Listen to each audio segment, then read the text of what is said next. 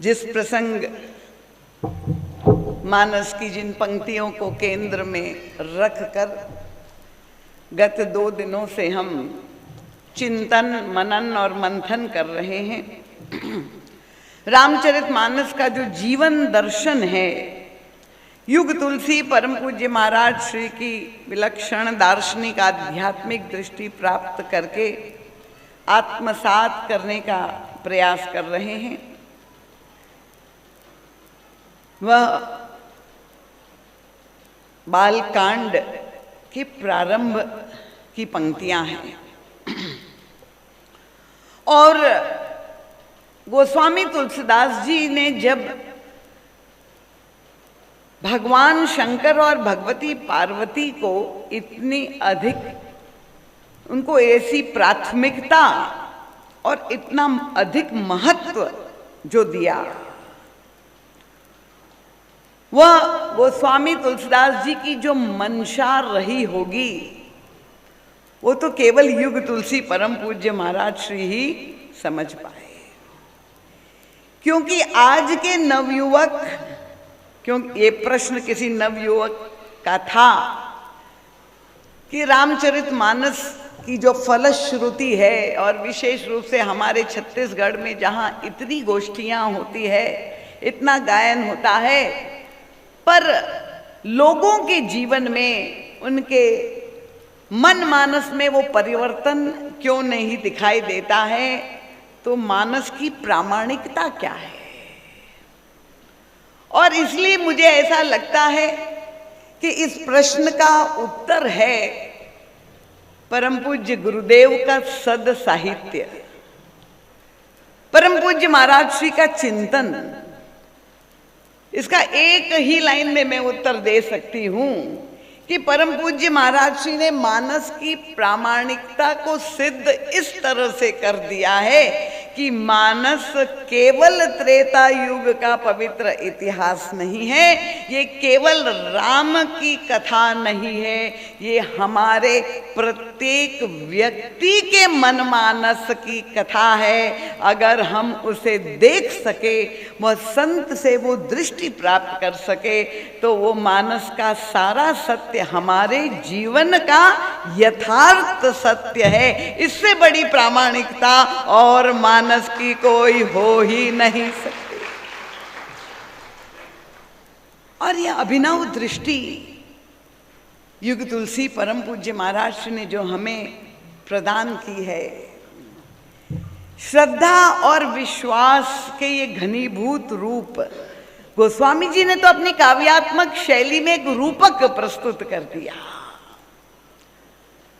और युग तुलसी परम पूज्य महाराज श्री ने उन गूढ़ गहन आध्यात्मिक सूत्रों का, साधना के सूत्रों का अन्वेषण करके, निरूपण करके हमें समझाने का प्रयास किया कि श्रद्धा जब भी उदित होगी तो व्यक्ति की बुद्धि में ही उदित होगी, बुद्धि का गुण है। और जब कोई साधक साधन पथ पर आरूढ़ होगा तो प्रारंभिक कक्षा उसकी वो श्रद्धा के द्वारा ही उसकी साधना प्रारंभ होगी, और उसका जो समापन होगा, उसकी परिणति होगी। ये साधना का परम प्राप्तव्य है विश्वास।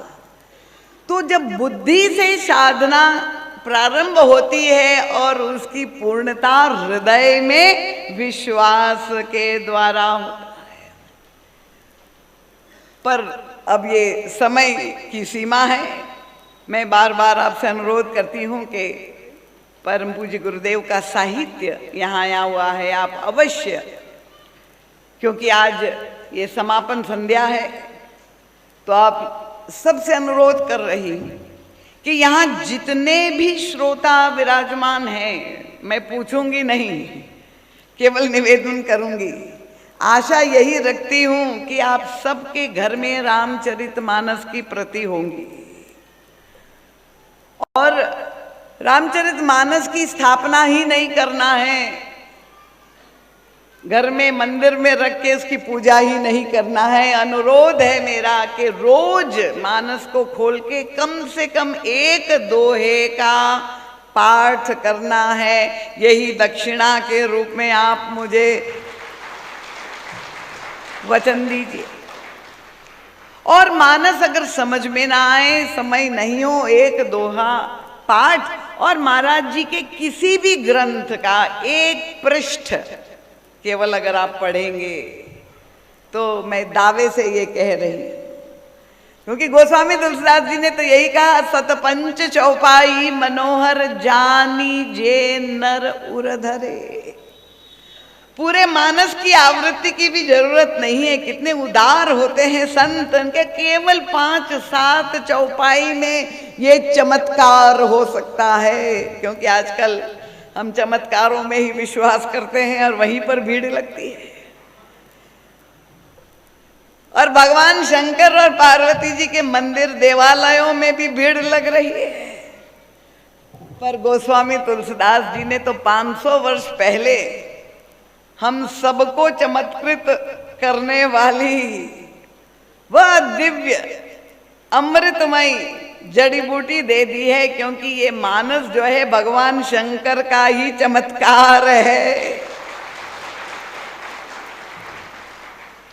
और इसका चमत्कार क्या है? केवल 5-7 चौपाई। आपको कहीं जाना भी नहीं पड़ेगा किसी दरबार में, अपने घर में बैठ करके मानस खोल करके, और अगर आप उसका आश्रय लेंगे तो आपके, उन्होंने गोस्वामी जी ने दावे से ये कहा है कि आपकी जीवन की सारी समस्याएं, दरिद्रता, दैन्य समूल रूप से नष्ट हो जाएगा। इससे बड़ा चमत्कार और क्या हो सकता है? तो इस कलिकाल में पर ये भगवान शंकर जो मूर्तिमान विश्वास है, क्योंकि श्रद्धा का स्वरूप मैंने कहा भगवती पार्वती है। गत 2 दिनों में कुछ सूत्र के द्वारा आप विभिन्न साधन पद्धतियों में श्रद्धा की भूमिका आपके सामने रखी है। और क्योंकि राम राजेश भैया ने कहा कि भाई हमें विश्वास है, तो विश्वास का मार्ग इतना जटिल नहीं है जितना श्रद्धा की उत्पत्ति।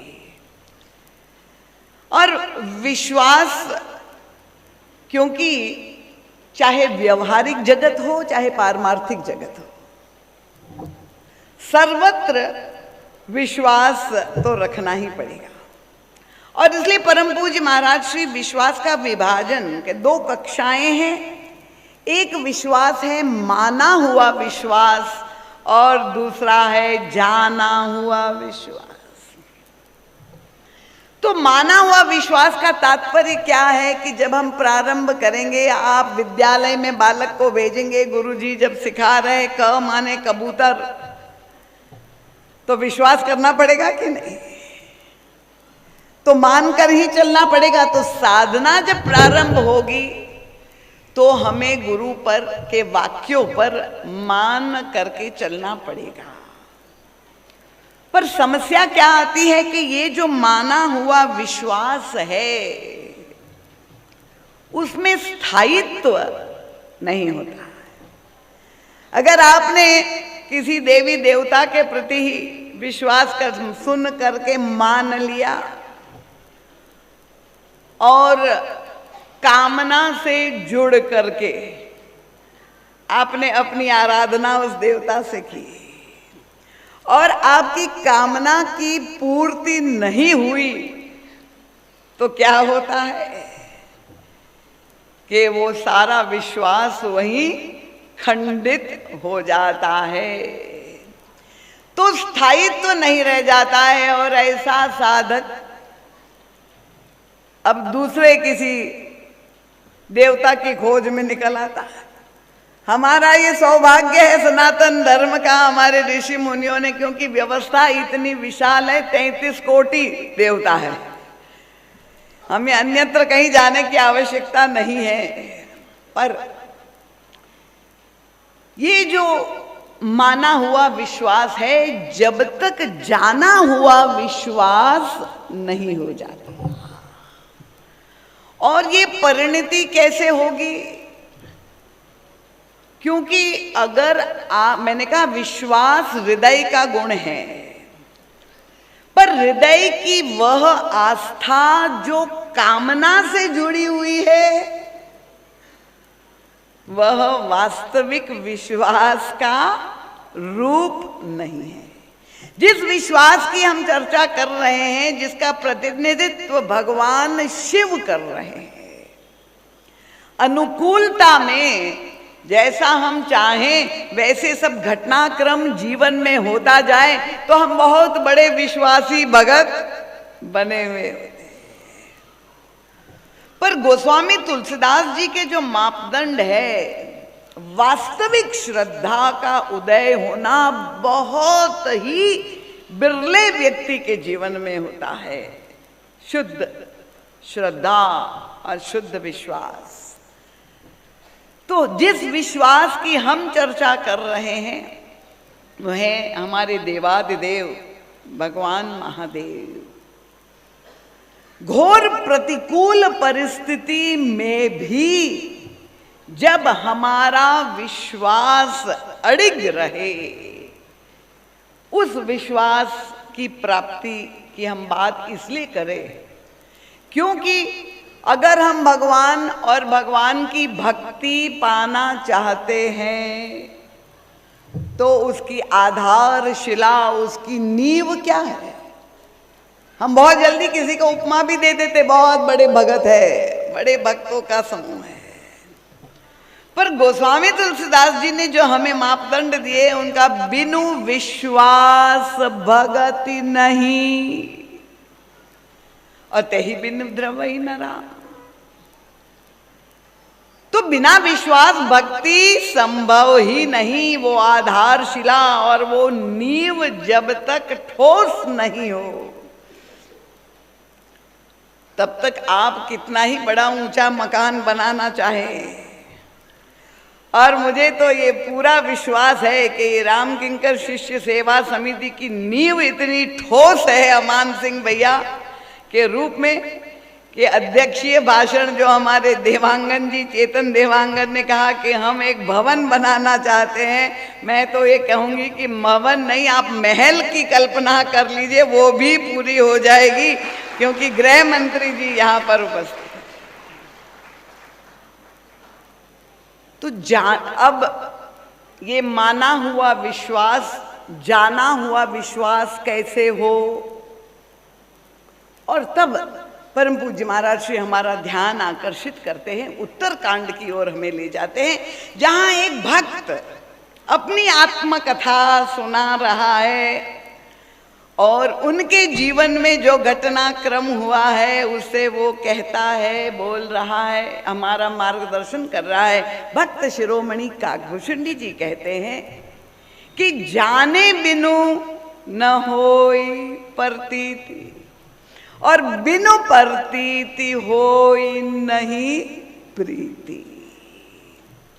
इसका मतलब क्या हुआ कि मानेंगे आप हृदय से पर जानेंगे आप बुद्धि से। तो जाने बिनु न होई प्रतीति। और ये ईश्वर के संदर्भ में अगर हम बात करें, व्यवहार और संसार में, तो आप जानने की पर जो है क्रम, क्योंकि हम लोगों का परम प्राप्तव्य क्या है। ये जो अमूल्य मनुष्य शरीर हमें प्राप्त हुआ है, तन बिनु वेद भजन नहीं बरना। ये मनुष्य शरीर फिर से मिलेगा कि नहीं ये हम नहीं जानते हैं। और इसलिए इसी देह में ये जो जीवन के चरम लक्ष्य को अगर हम भगवान और भक्ति को पाना चाहते हैं, देखिए कबीर दास जी ने प्रभु से कहा, जब 4 फल में मोक्ष की बात हुई तो मोक्ष व ऊर्ध्व गति मृत्यु के बाद की बात हुई। पर कबीरदास जी जैसे संत ने कहा प्रभु मरने के बाद पता नहीं क्या होगा। अब श्रीमद् भागवत हमारे बालक परिवार में पढ़ेंगे कि नहीं और मोक्ष दिलवाएंगे। कबीरदास जी ने कहा नहीं, मरने के बाद नहीं, जियत में मोको मिलो। इस जीवन काल में प्रभु जियत में मोको मिलो, मुए मिलो न राम। क्यों? उनका जब लोहा माटी मिला तो पारस के ही काम। तो अगर संत या भक्ति का पारस हमें मिल जाए मृत्यु के बाद, ये मनुष्य का शरीर मानो लोहा है, तो अगर इस जीवन में हमें प्राप्त हो जाए, और इसीलिए मैं आप ये जो प्रसंग मैंने आपके समक्ष लिया है, ये आत्मनिरीक्षण के क्षण है। मैं ये कहती हूँ आत्मनिरीक्षण का शिविर है। हमें और अन्यत्र नहीं, अपने अंदर खोज करके देखना है कि इतने वर्षों से जो हमारी साधना का क्रम चल रहा है, कहाँ तक हमने प्रगति की है।